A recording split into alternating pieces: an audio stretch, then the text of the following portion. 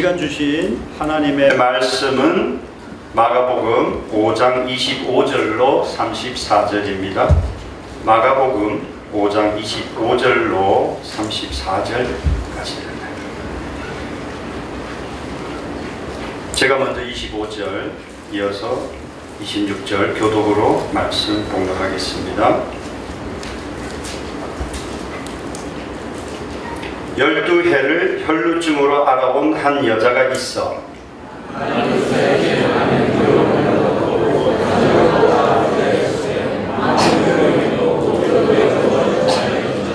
예수의 소문을 듣고 무리 가운데 끼어 뒤로 와서 그의 옷에 손을 대니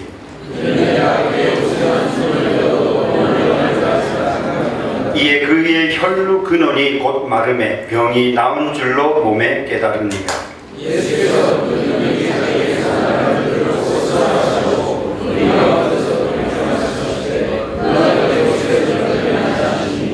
제자들이 여짜오되 무리가 에워싸 미는 것을 보시며 누가 내게 손을 대었느냐 물으시나이까 하되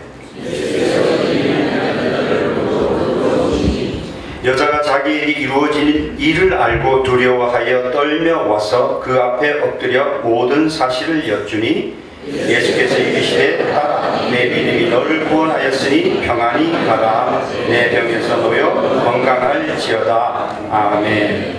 이제 운명을 변화시킨 믿음이라는 제 말씀으로 이준호 목사님 나오실 때 큰 은혜 받으시길 소망합니다. 요즘 한국인들이 건강에 굉장히 관심이 많습니다. 비단 고국에 있는 한국뿐 아니라 여기 계신 여러분들도 건강에 굉장히 관심이 많을 줄 압니다. 사실 우리가 조그만 자투리 시간을 잘 활용하면 훨씬 더 건강하고 그리고 행복한 인생을 살 수 있습니다. 그 비결을 여러분 앞에 감히 제가 소개해 드리겠습니다. 자, 오른손을 한번 번쩍 들어보시기 바랍니다. 오른손. 주먹을 한번 이렇게 자꾸 줬다 폈다 해보십시오. 잘하셨습니다. 그 상태에서 또 왼손도 한번 들어보시기 바랍니다. 역시 잘하셨습니다. 내 손을 쫙 펴시고 좌우로 흔들어 보시기 바랍니다. 저를 이렇게 열렬히 환영해 주시니까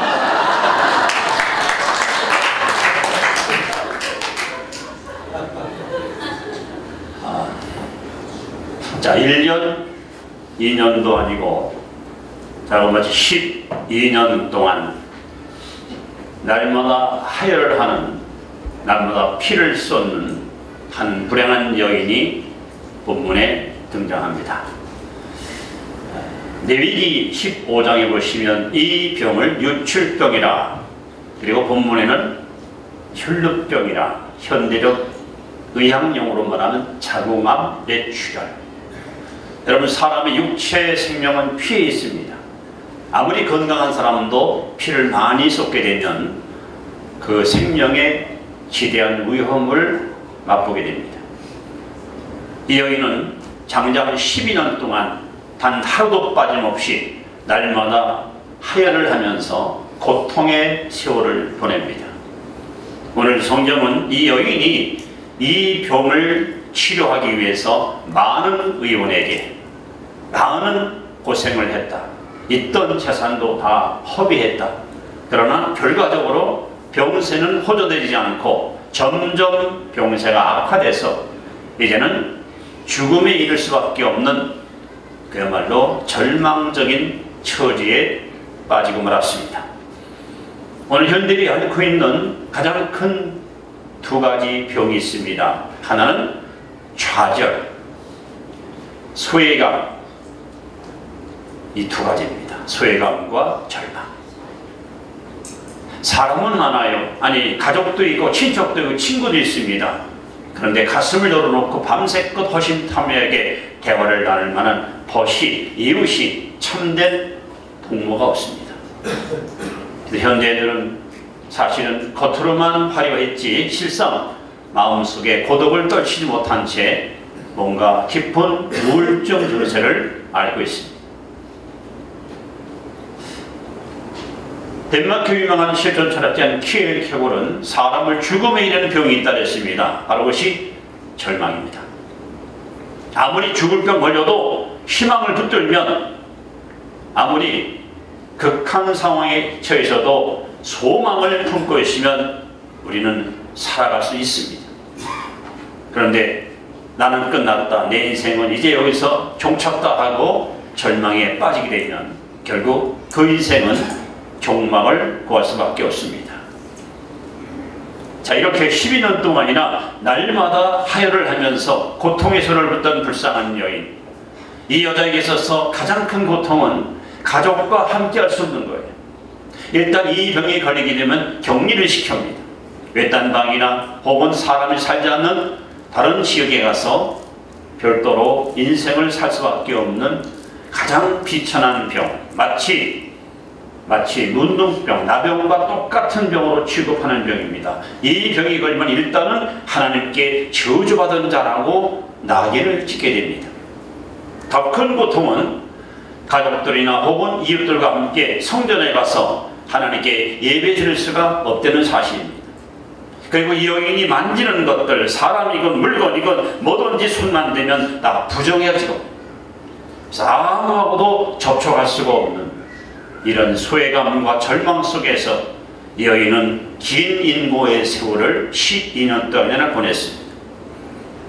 어쩌면 이 여인의 마음속에 한 가지 소망이 있다면 빨리 내가 죽는 것이 가족을 위한 길이고, 빨리 내가 죽는 것이 어쩌면 내 인생의 마지막 대미를 멋지게 장식할 것이라는 그러한 생각도 있었을 것입니다.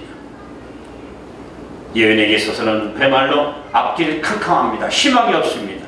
모든 것이 이대로 끝나는, 그래서 스스로 자신을 가리켜 마치 불행한 운명을 타고난 불행한 여인인 것처럼 이 여인은 그렇게 시름의 세월을 12년을 보냈습니다. 자, 그런데 이 여인에게 너무도 강력한 희망의 빛이, 너무도 강력한 희망의 메시지가 들려왔습니다. 오늘 성경은 이렇게 증언합니다.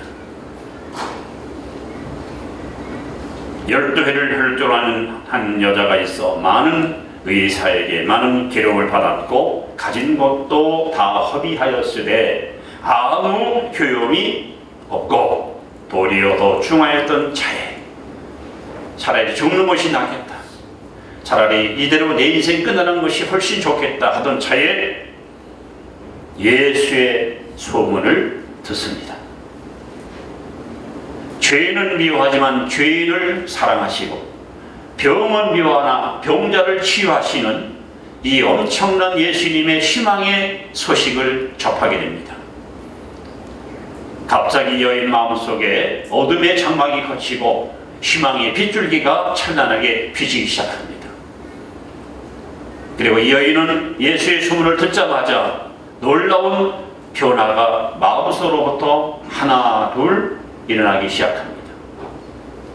그리고 결국은 오늘 이 본문에 보시면 예수님께서 34절에 이렇게 이 여인에게 말씀합니다. 예수께서 이르시되 따라 내 믿음이 너를 구원하였으니 평안히 가라. 내 병에서 너여 건강할지어다. 자, 무엇이 이 여인의 운명을 바꿔놨습니까? 무엇이 이 여인의 운명을 절망에서 희망으로, 죽음에서 생명으로 바꿔놨습니까? 믿음입니다. 할 수 있거든이 무슨 말이냐? 믿는 자에게는 능치 못할 일이 없습니다. 믿으면 반드시 역사가 따라옵니다. 여러분 믿으십시오. 믿는 대로 뵙니다.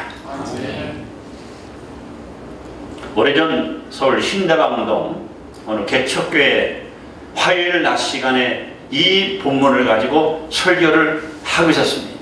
이미 예배 시간 시작된 지가 거의 절반이 흘렀습니다. 갑자기 교회 문이 열리면서 얼굴이 너무 닮은 여자 두 분이 통로를 따라서 앞으로 걸어와요. 늦게 왔으면 뒤에 앉던지 어쩌면 이렇게 뻔뻔스럽게 설교하고 있는데 앞으로 걸어옵니까? 그리고는 맨 앞자리에 더 앉더니 한참 기도하고서 저를 쳐다봐요. 별 사람들은 다 있다. 그리고 설교를 다 마쳤습니다. 한 여자분이 벌떡 일어나더니 제게 다가옵니다. 가방에서 두툼한 봉투를 하나씩 줍니다. 이게 뭡니까? 세브란스 병원으로 좀 수술받으러 가는 길인데 이 병원비를 하나님께 바치겠습니다.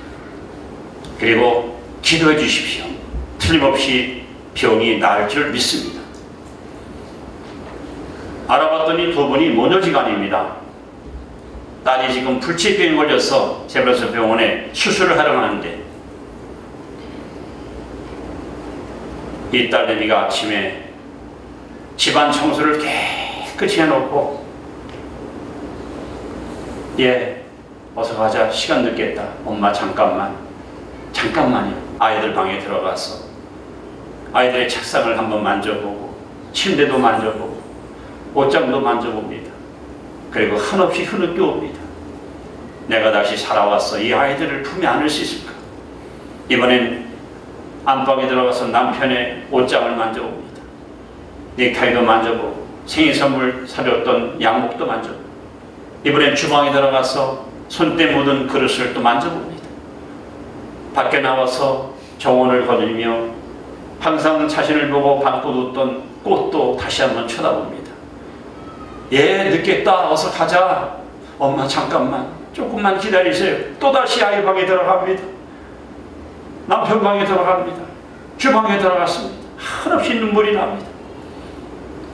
수술을 받아도 약 15%, 약 15%밖에 가망이 없다는, 그야말로 이제 어쩌면 사리로 끌려가는, 죽음으로 가는 그런 상황이었습니다. 어머니와 함께 손을 잡고 골목을 빠져나와 택시를 타기 위해서 마침 개척교회 2층 그 골목을 지나가는데 그때 제가 찬양을 불렀다는 거예요. 그 찬양 소리가 밖으로 아마 굉장히 우렁차게 흘러나온 것 같습니다. 고통의 멍에 벗으려고 예수께로 나옵니다. 이 찬송을 부르는데 그 찬송에 막 이끌려서 엄마, 우리 교회 가서 한 번 더 예배 드리고 가자. 시간 늦지 않겠니? 한 번만 엄마, 제발 한 번만. 이분들이 용기를 내고 그때 교회에 들어오신 거예요. 그리고 앞자리에 앉아서 하나님 말씀을 듣습니다. 여러분, 로마서 10장 17절에 믿음은 들음에서 나며 들음은 그리스도의 말씀으로 말미암습니다. 이들이 하나님 말씀을 듣는 가운데 하나님 말씀은 히브리 4장 12절에 하나님 말씀은 살았고 운동력이 있어 좌우의 날선 어떤 것보다도 예리하여 혼과 영과 관절과 골수를 찍어 쪼개기까지 하며 또 마음의 뜻과 생각을 감찰하시는 말씀이 하나님 말씀입니다. 누가복음 1장 37절에 대저 여호와의 모든 말씀은 능치 못하심이 없느니라. 이들이 말씀을 듣는 가운데 믿음이 생성합니다. 믿음이 확고하게 마음속에 찾아옵니다. 그리고 기도하면 이 병은 반드시 낫는다는 확신이 왔습니다. 그래서 병원비를 재단에 바치고 기도해달라고 제게 요청을 합니다. 오히려 제가 감동을 받았지요. 그래서 한 20명 모인 교우들에게 그 사실을 아뢰고 나서 우리 함께 합심해서 우리 기도합시다. 마태복음 18장 19절에 너희 두 사람이 땅에서 무엇이든지 합심하여 구하면 하늘에 계신 너희 아버지께서 다 이루어 주시리라. 합심 기도는 반드시 더 큰 기적을 가져올 수 있습니다. 그래서 합심 기도하고 안식을 했습니다. 자, 이 사람이 나았을까요? 안 나았을까요? 와보셨어? 어떻게 이렇게 잘하십니까? 여러분, 하나님의 자비의 손길이 한 번만 다가오면요, 흔적도 없이 근원조차 깨끗하게 치료할 줄을 믿습니다. 왜요?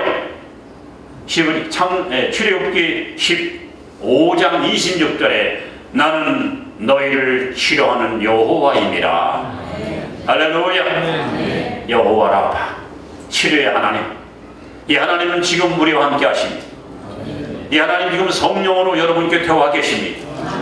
선교사님 가운데 원치 않는 질병으로 고통당하는 자가 있습니까? 아니 육체의 병뿐 아니라 인격의 병, 마음의 병, 생활의 병으로 힘든 자들이 있습니까? 이 시간 하나님이 치료하십니다. 아멘. 이 시간 하나님이 고쳐주십니다. 아멘. 아까 마술하신 분의 그 메시지처럼 은과 금은 내게 없거니와 내 것으로 내게 주노니 곧 나사렛 예수 그리스도의 이름으로 일어나 걸어라. 아멘. 여러분 기뻐 뛰며 주를 찬양하며 여러분 사역기로 힘차게 전진하는 놀라운 역사가 일어날 줄로 믿습니다. 아멘. 오늘 12년 동안 혈통 같은 여인, 이 여인이 예수 소문을 듣고요 한마디로 그의 운명이 바뀐 거예요. 도대체 이 여인이 어떻게 했길래 이 절망에 빠졌던 불행한 여인, 죽음을 기대했던 이 가장 비천한 여인이 이렇게 깨끗이 혈로 근원히 치료받고 기쁨으로 집으로 돌아가서 새로운 인생의 희망찬 삶을 살 수 있을까요? 여러분의 운명을 바꾸는 위대한 비결이 있습니다. 우리 운명을 바꾸는 첫 번째 비결은 바로 생각의 변화입니다. 생각의 변화. 우리가 마태복음 9장과 또 누가복음 8장과 그리고 마가복음 5장에 보시면 혈류증 같은 여인 공감본 속에 다 기록됐습니다.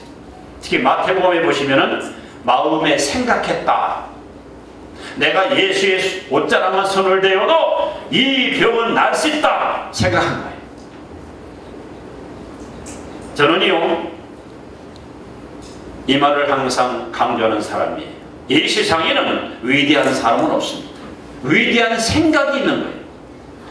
위대한 생각이 위대한 사람을 만듭니다. 우리는 우리 속에 있는 인간적인 생각을 십자가 앞에 다 여러분 내려놓고 하나님의 생각을 받아들이십니다. 마가복음 10장 27절에 사람이 할 수 없는 것을 하나님은 다 하실 수 있느니라. 나는 할 수 없어요. 나는 도대체 안 돼. 그러나 하나님은 다 할 수 있습니다.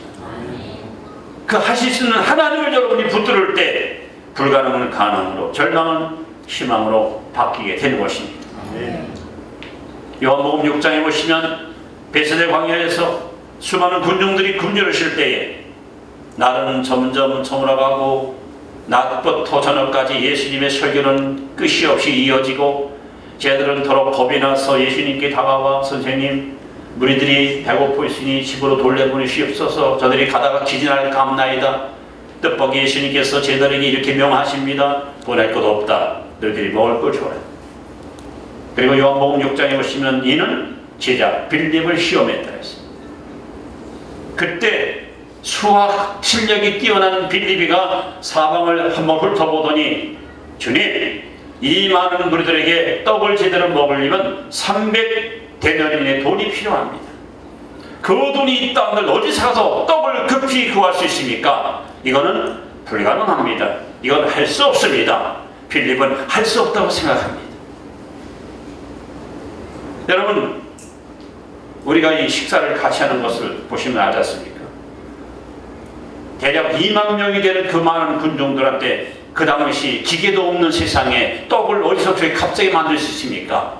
빌립은 정확하게 수학을 가지고 상황을 판단하고 평가했습니다.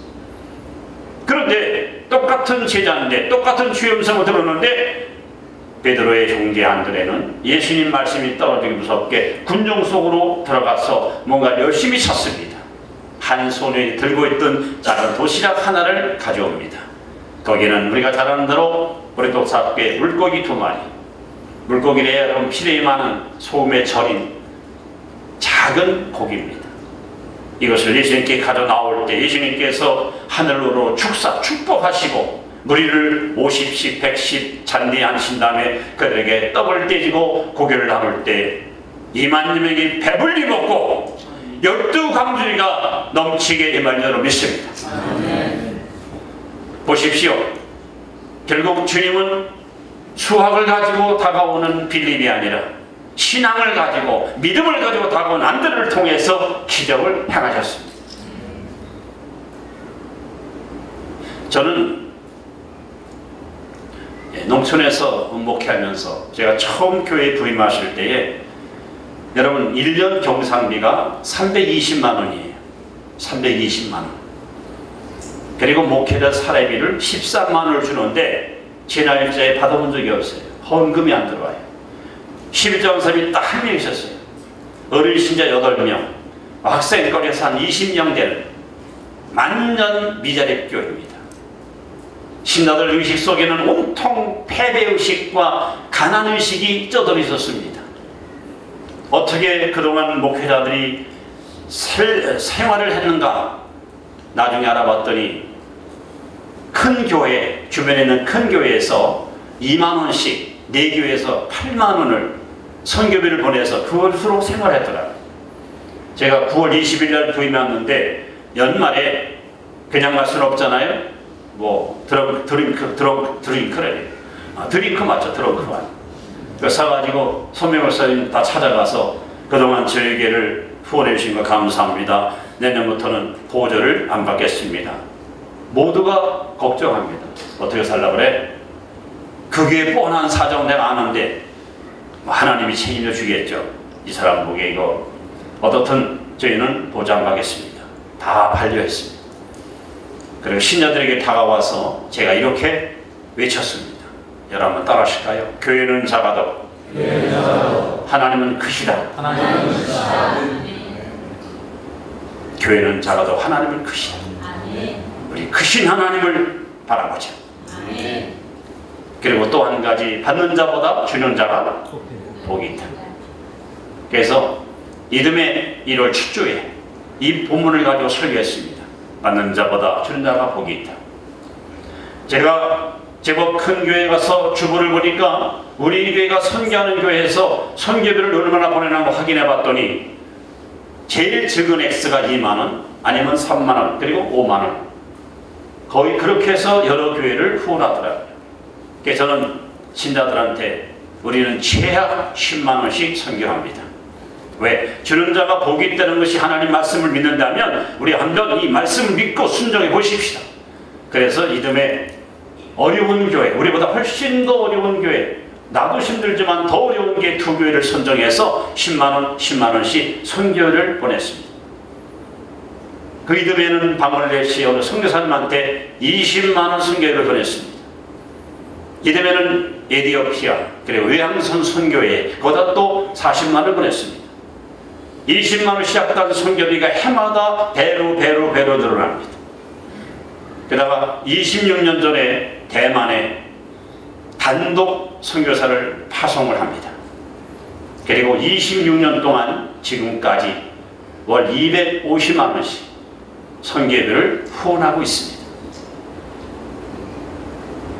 저는 항상 선교 지향적인 목회를 꿈꿉니다. 하나님이 대한민국, 특히 한국 교회에 영적, 경제적 기적을 준 이유는 일하라고 준 거예요. 그리고 저는 이 말을 많이 강조합니다. 더 이상 한국 교회는 벽돌에다가 돈 투자하지 말고 인물을 키워라. 사람을 키워라.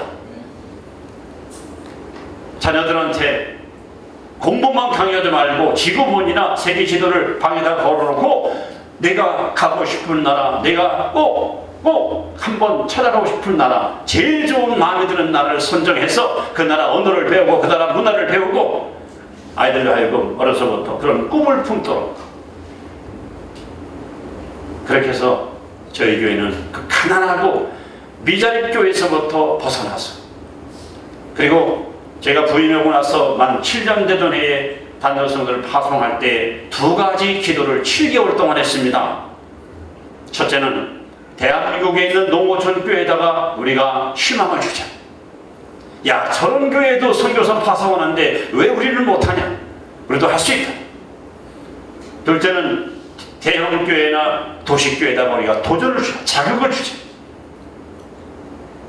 저희 교회가 26년 전에 선교사를 파송하면서 제가 정확하게 확인한 건 아닙니다만은 한 350여 교회가 저희 교회를 보고 도전을 받고 자극을 받아서 선교의 대열에 동참하는 것을 보았습니다. 여러분, 내가 지금 처한 상황을 보고 또는 여러분이 지금 살아가는 어떤 현실 속에서 부정적인 것을 바라보면서 자꾸만 여러분 위축되지 마시고, 우리에게 가장 필요한 것은 성경적인 사고방식, 여러분의 의식을 성경적 의식으로 바꿔야 됩니다. 지금 이 여인은 12년 동안이나 어떻게 하면 병날까, 어떻게 하면 내가 건강할까, 그것만 꿈꿨지만 결국 재산도 다 날려버리고 오히려 병은 점점 악화돼서 이제는 절망과 죽음이라는 극단적인 상황까지 도달했던 여인이 이 여인입니다. 그런데 의학도 안 되고 철학도 안 되고 정치도 종교도 할 수 없는 일, 예수 그리스도의 소문, 예수 그리스도의 말씀, 이것을 듣는 순간에 이 여인은 생각을 바꿨습니다. 예수만 만나면 나는 부정한 여인이라 접촉할 수가 없으니 내가 예수의 옷자락만 손을 댔기만 하면 나는 반드시 나을 것이다.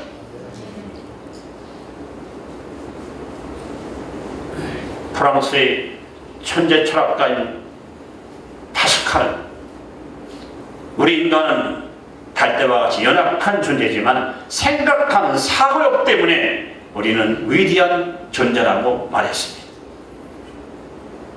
성사님들, 안 된다, 해봐야 소용없다, 내가 해서 그동안 된 것이 뭐가 있느냐, 여러분 절대 부정적인 생각을 갖지 마십시오. 나는 할 수 없지만 하나님 할 수 있습니다. 나는 미련하고 어리석지만 하나님은 지혜로우십니다. 나는 약하지만 하나님 강하십니다. 긍정적인 생각, 이 생각이 반드시 변화받아야 됩니다. 어떤 패배의식 혹은 가난의식, 저는 지금도 주변에 있는 많은 젊은 목사들이 제게 찾아와서 도움의 손길을 청하는 사람들이 있습니다. 할 수 있으면 대로 제가 도움을 주고 있지만 그보다 저는 항상 이 말을 강조합니다. 당신이 하나님의 종이라면 하나님 앞에 가서 승부를 걸어라. 하나님은 대형 교회의 하나님이 아니다. 작은 교회 하나님은 하나님이 아니냐? 하나님은 동일하시다. 하나님께 나아가서 하나님과 정면 승부를 하라. 내가 무슨 먹고 살기 위해서, 행복에 안입려서 이것이 아니라 하나님의 뜻을 이루기 위해서, 영혼을 살리기 위해서, 이 땅에 하나님의 나라를 확장하기 위해서 하나님의 종으로 부름받았다면 하나님이 어찌 당신의 삶을 책임지지 않겠는가? 이 여인은 생각의 변화를 가져옵니다. 여러분,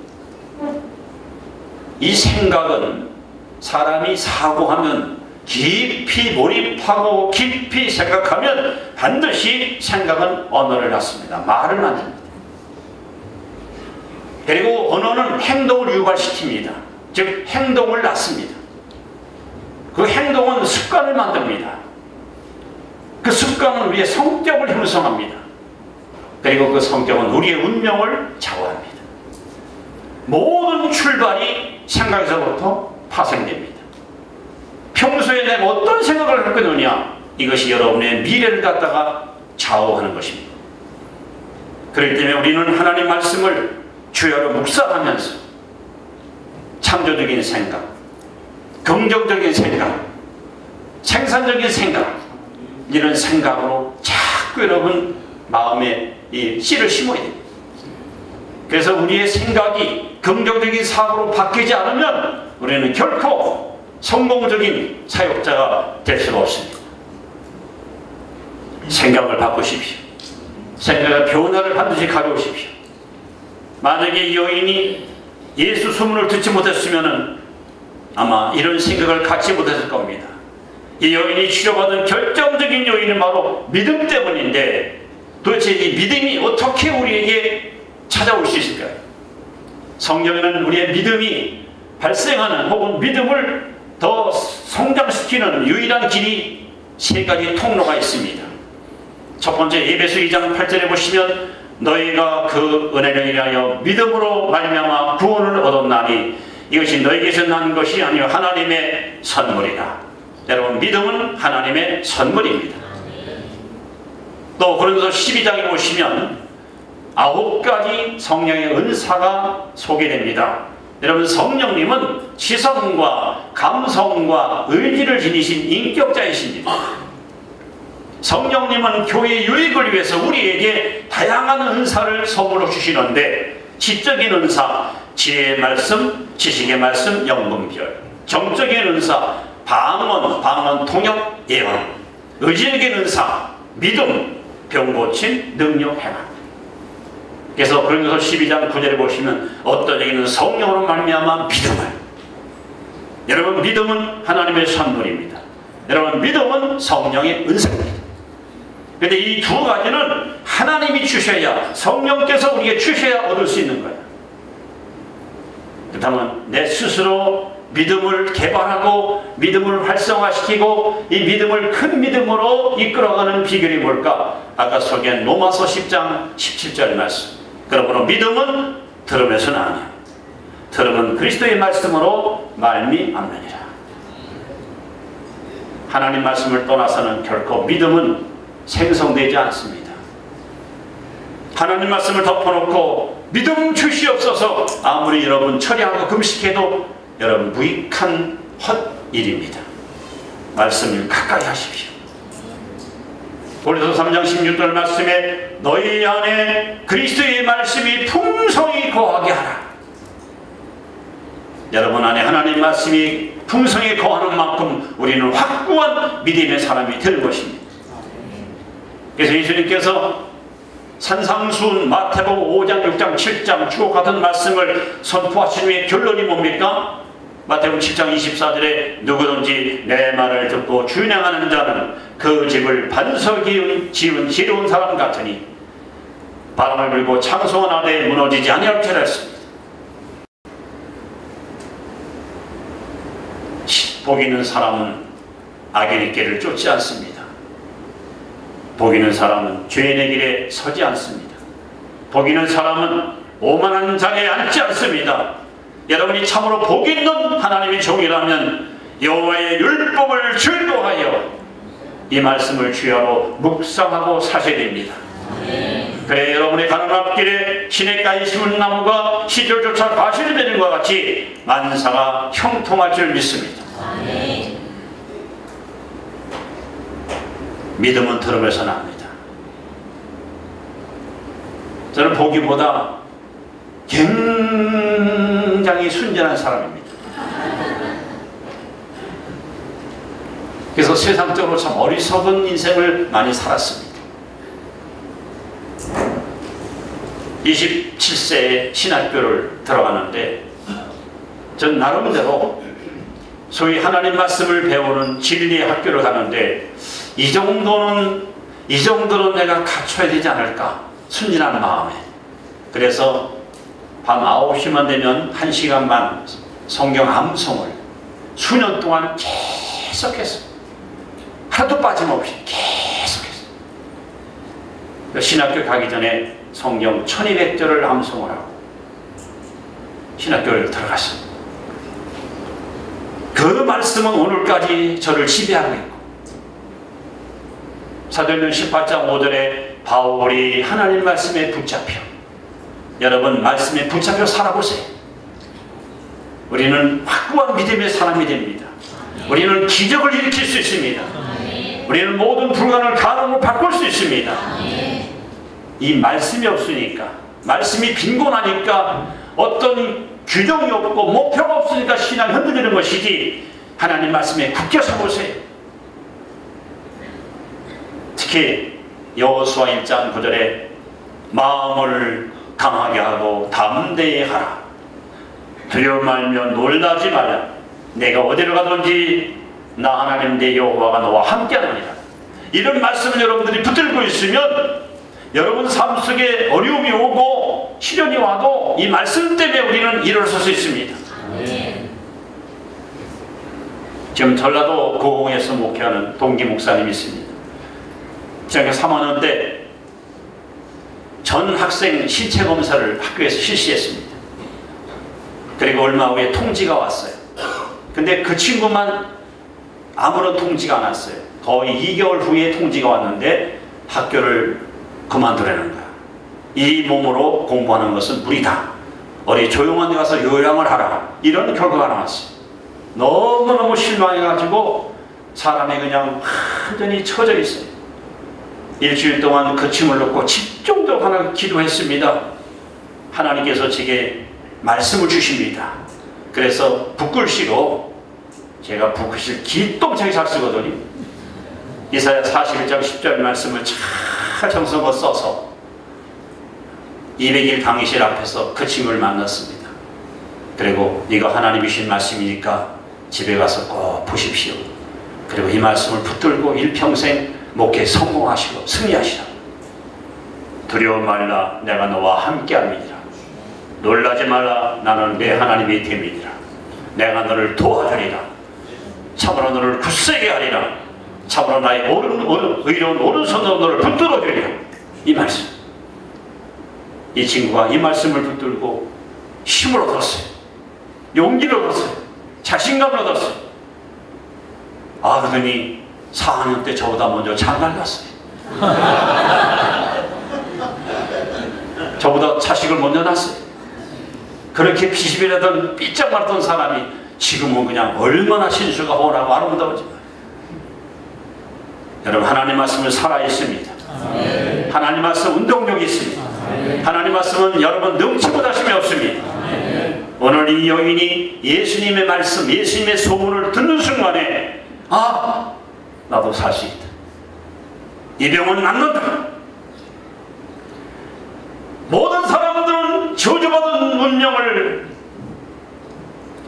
이 병에 걸린 사람은 하나님께 저주받았다는 그 이유 때문에 모두가 꺼려하고 모두가 다 멀리했지만 예수님의 소문을 듣는 즉시 이 여인이 생각이 바뀌는 거예요. 아, 예수님께 나아가면 나는 반드시 날 수 있다는 이 엄청난 변화가 이 여인의 운명을 서서히 바꾸기 시작하는 겁니다. 오늘 여러분들의 생각이 바뀌지 않으면 절대 우리는 성공적인 삶 혹은 승리로운 사역자가 되기 쉽지 않습니다. 하나님께서 하나님 말씀을 붙들고 기도하고 사모하는 여러분들의 이 사고력을 성경적 사고로 바꿔. 그래서 여러분이 정말 성경적인 사고를 가지고 주의 일을 하게 되면 그 찬송가 이런 가사에 있지요. 주여 넓으신 은혜 베푸사 나를 받아주시고 나의 품은 또 주의 뜻같이 되게 하여 주소서. 더군다나 요한복음 15장 10절에 보시면 너희가 내 안에 거하고 내 말이 너희 안에 거하면 무엇이든지 원하는 대로 구하라. 그러면 다 이루리라. 여러분, 말씀을 붙들고 하나님께 나가 씨름하다 보면요, 어떤 때는 생각만 해도 응답이 떨어져요. 생각만 하는데 응답이 너무너무 아름답게 이루어져요. 우리의 운명을 바꾸는 첫 번째 비결은 생각의 변화, 사고의 변화. 나는 해봐야, 내가 열심히 땀 흘리고 수고해봐야 이 정도밖에 못한다. 그런 부정적이고 그런 폐쇄적이고 그런 비관적인 생각을 갖고 있는 사람은 절대로 여러분 하나님께 크게 쓰임받기 쉽지 않습니다. 200만이 넘는 이스라엘 백성들이 애굽을 탈출한 지 12,000년 만에 가데스 바네에 도달하실 때에 모세의 제안에 의해서 12정탐꾼이 여러분 탐지하고 돌아오잖아요. 처음에는 보고가 같았습니다. 백성들은 환호했지요. 서로 끌어안고 꺼이꺼이 울면서 야, 드디어 약속의 땅에 들어가서 우리가 행복을 꿈꾸겠구나. 얼마나 그들은 흥분했습니까? 근데 갑자기 찬물을 끼얹는 소리가 들려옵니다. BUT.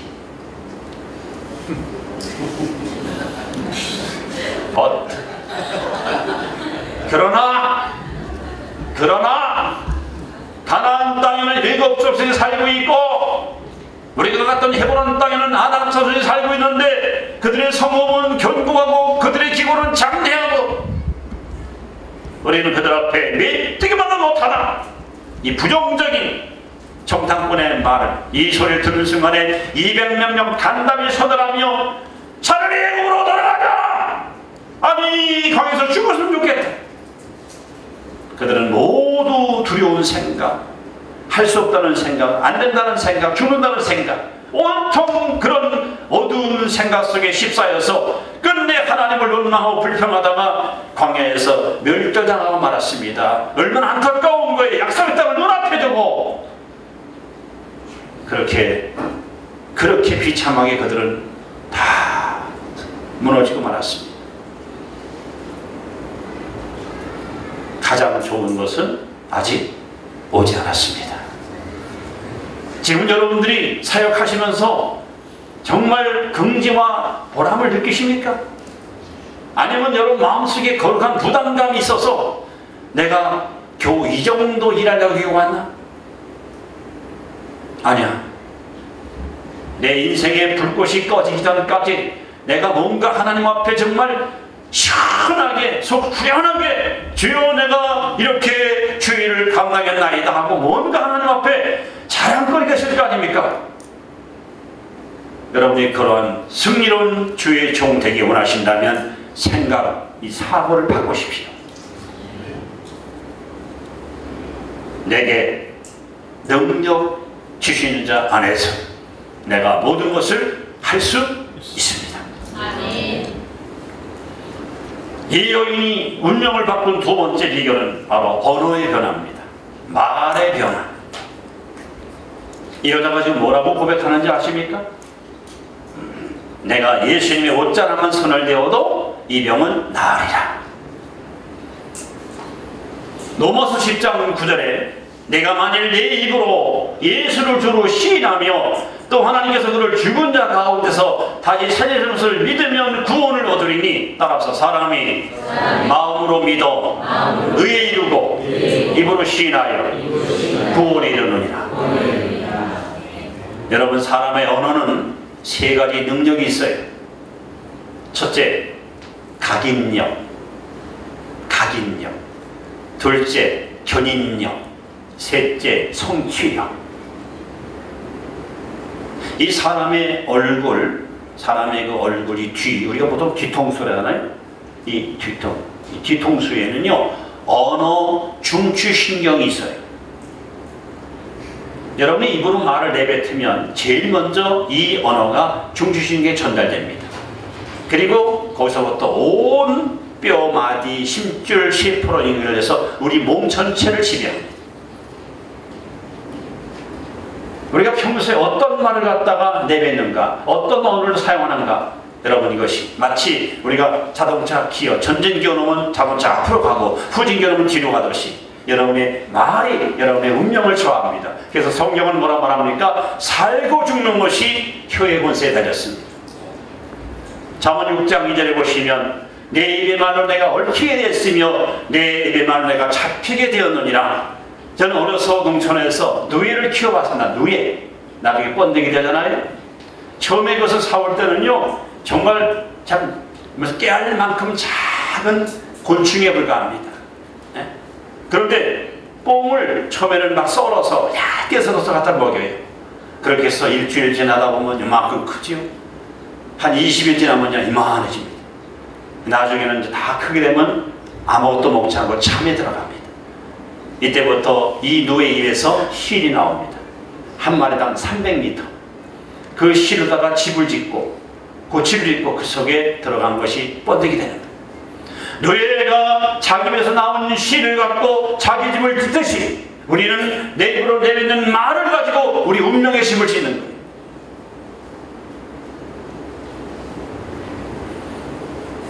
저는 이 언어에 대해서 굉장히 무겁게 언어를 사용하는 사람입니다.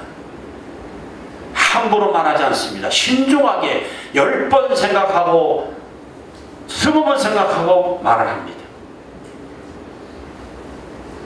더군다나 우리 목회자들은 이 말로, 어떤 말로 우리 사는 사람들이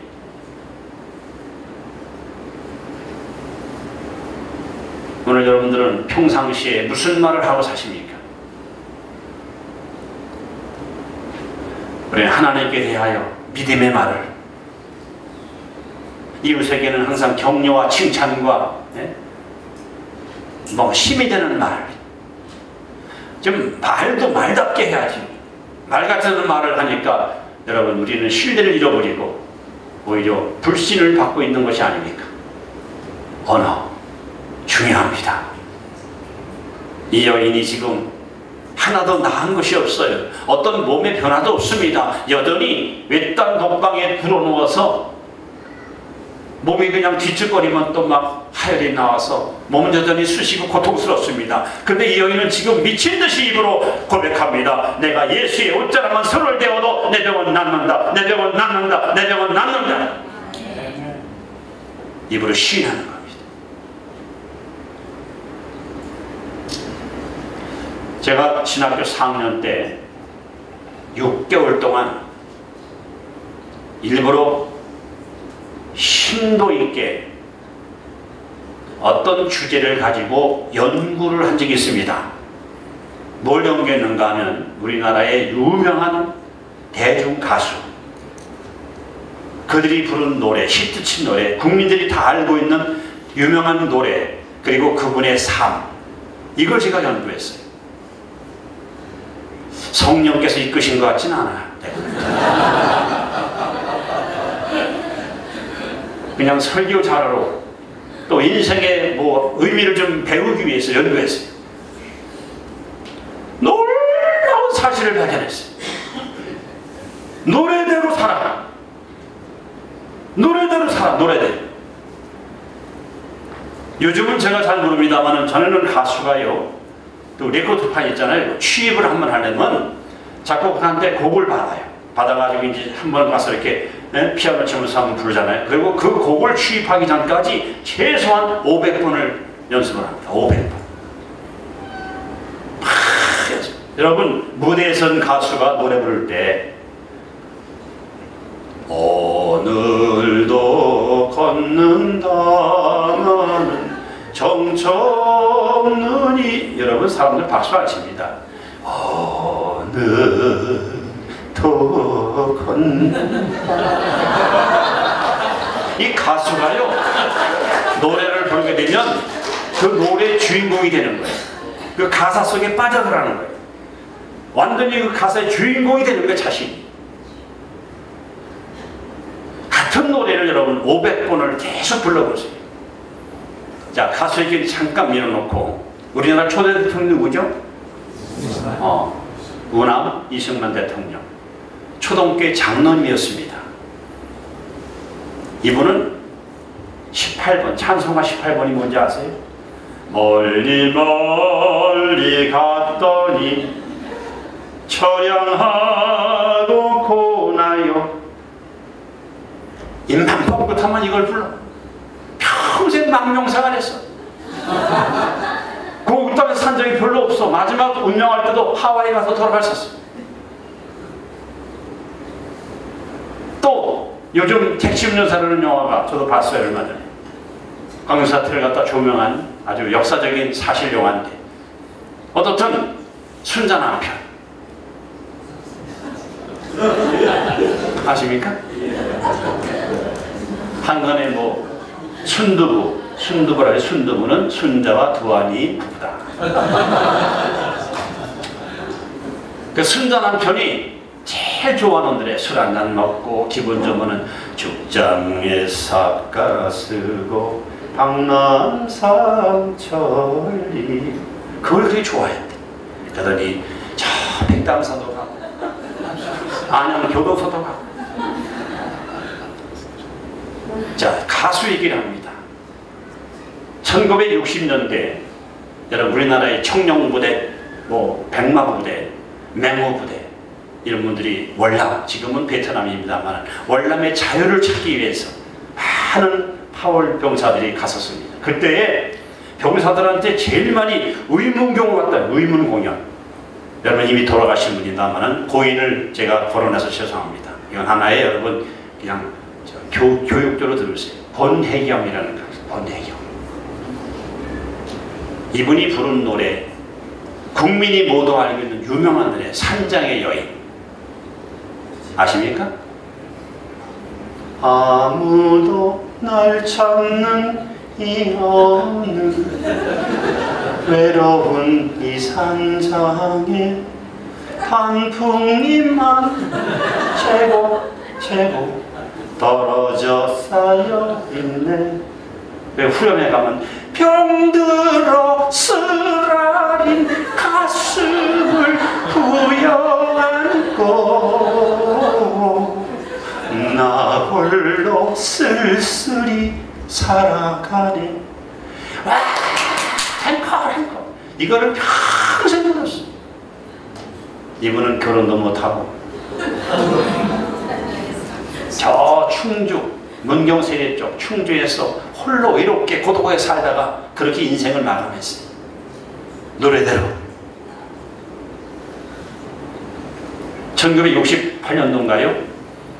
엘비스 프레슬리 모창 가수라고 할 만큼 목소리가 거의 흡사했던 차중락이라는 가수였었어요. 찬바람이 서늘하게 옷깃을 스치면, 그리고 하반절 낙엽 따라 가버린 사람 가을에 죽었어.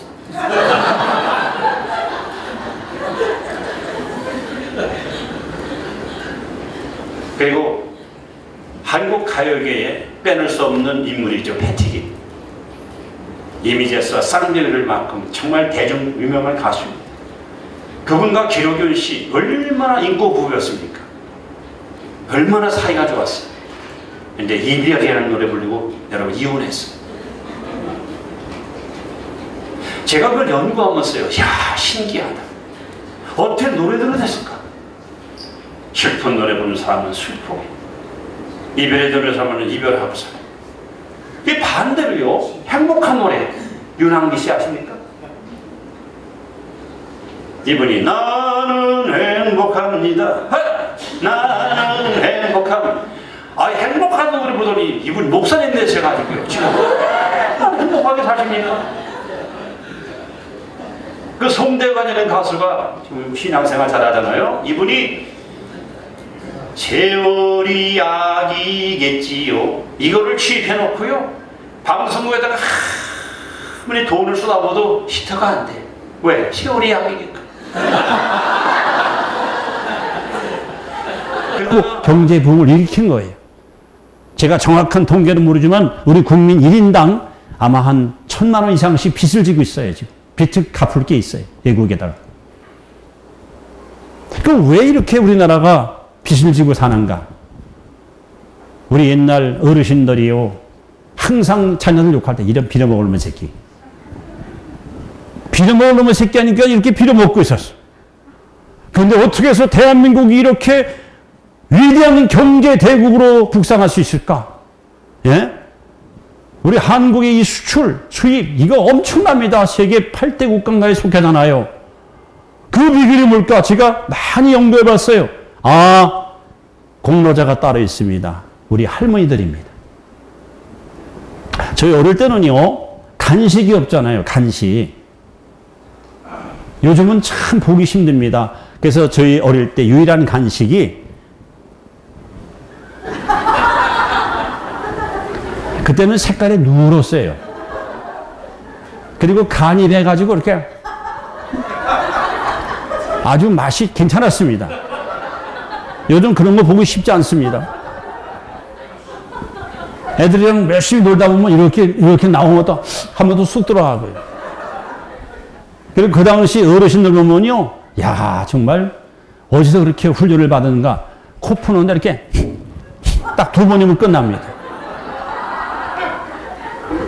그때 이 코를 후 나오다 한 번 들어가면 또 후 나와. 그때 빨래터에서 빨래하던 할머니가, 야, 영식아, 일로 와, 일로 와. 할머니 왜 이리 와, 이리 와. 치마를 버떡 올려가지고 코에다 대고, 이놈아, 흥하라, 흥해, 흥해. 그래서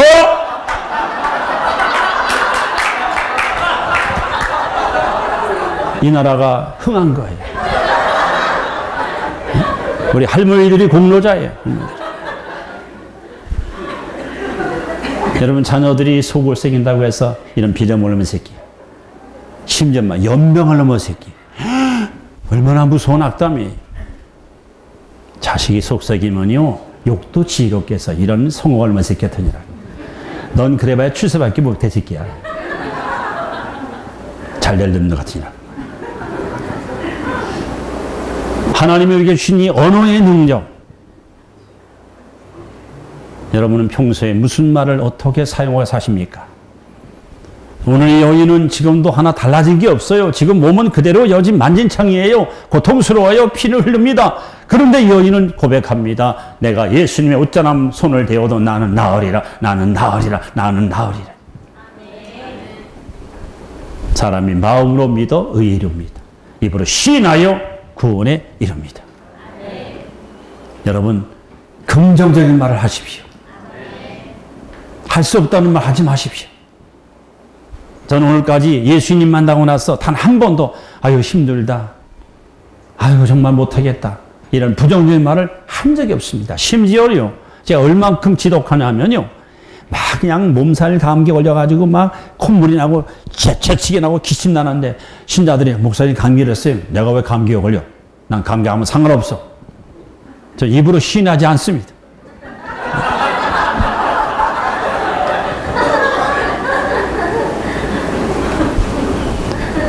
여러분 언어가 바뀌어야 돼요. 언어. 아까 말씀한 대로 전진기 언어면 자동차 앞으로 가듯이 여러분의 언어가 여러분을 전진시키기도 하고 후퇴시키기도 하고 않으면 홍해는 갈라지지 않습니다. 앞으로 나아가자는 요단강도 갈라지지 않습니다. 믿음으로 나아갈 때 반드시 기적은 일어납니다. 저는 사고의 변화, 생각을 바꾸고 언어를 바꾸고 행동을 바꾸어서 한 민족의 운명을 바꿔놨던 위대한 사람을 소개하려고 합니다. 여러분이 잘 아시는 더글러스 메가더 장군입니다. 1950년 6월 25일 주일 새벽 4시 반 저 김일성 아새끼리에 스탈린 사조 받아가지고 들이 소련 탱크를 앞세고 그냥 무자백에 쳐들어온 게야. 그 새끼네 그냥 욕심만 있어가지고 들이 거저 그냥 막 서울을 탈환하고 눈에 불을 켜고 달려온 거 아니겠어요? 이 전쟁 사흘 만에 수도 서울이 함락당합니다. 이승만 정부는 부산으로 급고 피난을 떠납니다. 21일 만에 낙동강 라인, 경상북도 외관과 부산 일대와 제주도 빼놓고 모두 김일성한테 뺏겼습니다. 그때 김일성이가 계속 돌리고 앞으로 했으면 이 땅은 촉화됐을 거예요. 그때 비가 많이 옵니다. 전쟁 3일 만에 유엔 안보리 상임이사국 긴급회의가 수립됩니다. 미국, 소련, 중국, 프랑스, 영국 이 5개국 가운데 한 나라만 반대해도 유엔군을 파송할 수가 없습니다. 그 당시 초대 대통령이었던 초동교회 장모님 이승만 박사님이 부산에 피난 와서 강로들과 함께 피난 와서 3.1교회라는 교회에 모여 거기 모여있는 기관장들과 지역 목회자들과 장로님들과 그리고 강로들과 함께 눈물을 흘리면서 호소합니다. 우리 대한민국이 동족상정의 이 전쟁이 일어난 것은 우리의 죄값입니다. 나 이승만 하나님께 금식하며 회개하고 기도할 것입니다. 여러분 함께 기도하십시다. 사흘 동안 죽으면 죽으리라 예수의 심령을 가지고 금식하며 하나님께 울부짖습니다. 그 기도 하나님 어떻게 응답하셨습니까? 소련 대사가 상임위석에 불참원합니다. 나무리 네 나라가 유엔군 파견에 가표를 던집니다. 극적인 사건을 통해서 드디어 태평양 함대사령관인 더글러스 메가더 장군을 총사령관으로 임명을 해요. 트루만 대통령이. 그리고 나서 24개국의 젊은이들이 위기에 처한 대한민국을 살리기 위해서 부산으로 몰려옵니다. 울려 퍼지는 노래가 있었어요. 전후의 시체를 넘고 넘어 앞으로 낙동강아 잘 있거라 우리는 전진한다 원한이야 피에 맺힌 적군을 무찌르고서 꽃잎처럼 떨어져 간 전우야 잘 자라 빠바바방. 무거진 숲불을 헤치면서 앞으로 가만있어 봐. 이렇게 할 게 아니고 반동 준비. 저희 교회에서 제가 목회하는 동안 46명의 목회자가 나왔어요. 46명. 그리고 저희 교회뿐 아니고 다른데 저 경상도에서 목회했고 그런데 가는 곳마다 그렇게 죄종들이 많이 나왔어요.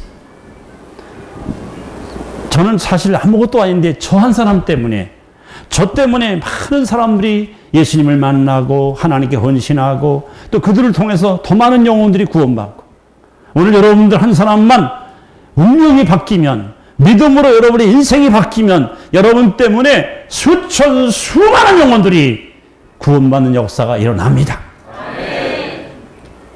우리 안에 있는 할 수 없다는 부정적인 생각과 이런 언어를 이 시간 십자가 앞에 다 묻어버리고 큰 소리로 따라합시다. 내게 능력 주신 자 안에서 내가 모든 것을 할 수 있느니라.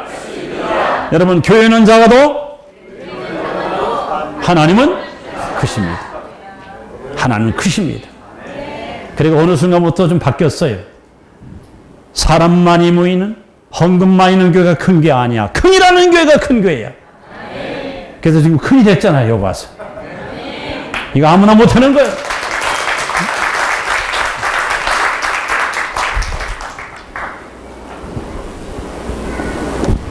여러분 피곤하실 줄 알았더니 웬일이 이렇게 쌩쌩하실까? 자, 우리 말씀은 이제 다 끝났습니다. 내일 제일 마지막 시간이 사실 중요하거든요. 우리 찬양을 함께 하시면서 여러분 앞에 혹시 여러분 가운데 지금 누구한테 참 말은 못하고 몸이 지금 아파 사역하고 싶은데 몸이 따라오질 않아. 그것 때문에 항상 하나님께 죄송스럽고 후원해주는 교회한테 미안하기도 하고 내가 빨리 좀 건강을 회복해서 열심히 교회를 일하는 모습을 보여주고 싶은데 그런 안타까운 선교사님 계십니까? 나는 너희를 치른 여호와라. 이 말씀만 제가 하고 말씀을 마칩니다. 제가 참 존경하는 선배 목사님이 저 홍성인가요? 홍성이 가서 부흥을 갔대요. 시골 교회인데 한 3명 모이는 교회인데 화요일날 저녁에 교회 구조가 이렇게 복도를 타라서 강단으로 올라옵니다.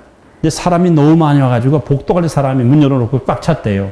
근데 이분이 막 올라오는데 강단 올라올 때 어떤 여자, 어떤 아가씨가 강사님 막 바지가랑이를 막 붙들고 매달린 거야. 그러니까 담임 목사님이 뒤에 가다냐 깜짝 놀라가지고 아니 뭐는 시기에 강사님 올라갔는데 뭐라는 거냐 막 뛰어나서 막 붙들고 매달리는 거야. 생각을 해보세요 그냥. 그 바지가랑이 자꾸 매달리면 어떻게 되겠습니까? 별 사람 다 왔다고. 그리고 이제 집회 마치고 이제 갔어요. 그리고 2주 후에 서울 모교에서 집회를 하는데 호텔을 아마 수소를 잡으신 것 같아요. 호텔. 저녁 집회를 마치고 호텔에 들어와서 몸을 씻고 이제 파자마 갈아입고 주무시는데 밤 11시가 넘었답니다. 누가 밖에 와서 누구세요? 목사님 문 열어주세요. 아니 한밤중에 묘령이 아가씨가 대문에 와가지고 문을 두드리면서 문을 열라는 거예요. 깜짝 놀란 거 아닙니까? 누구세요? 잠깐 문 좀 열어주세요.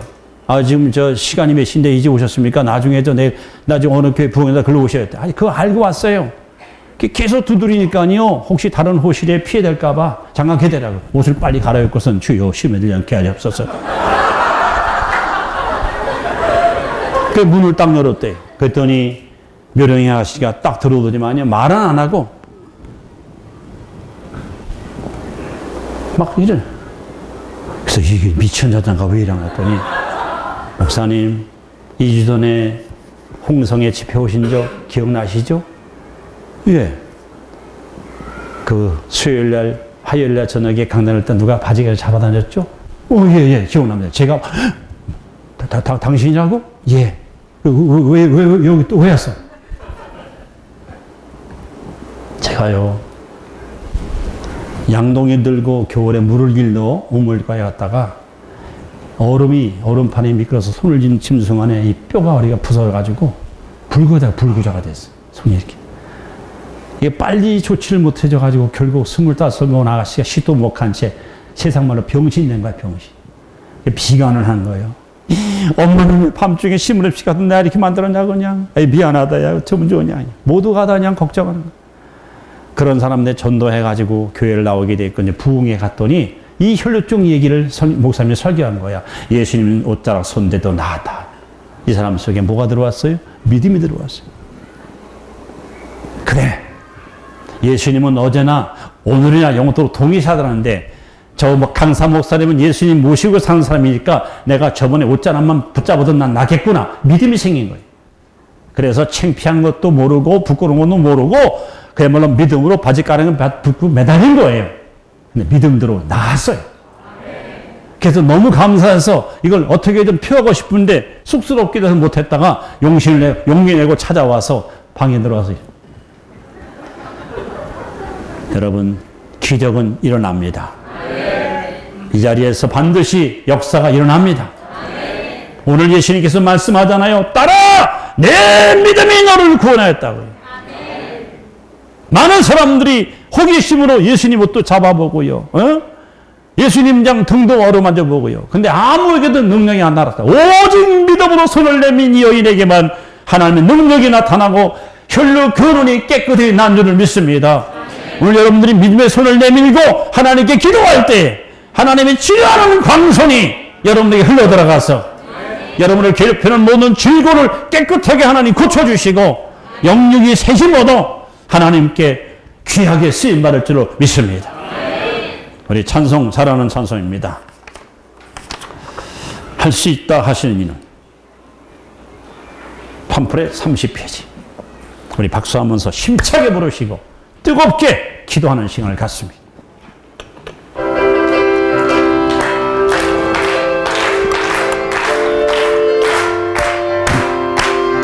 할 수 있다 하시니는 나의 능력 주 하나님 드신 말라 하시고 물결을 걸라 하시네. 아멘. 할 수 있다 하신 주 할 수 있다 하신 주 믿음만이 아멘 믿음만이 능력이라 하시네. 믿음만이 능력이라 하시네.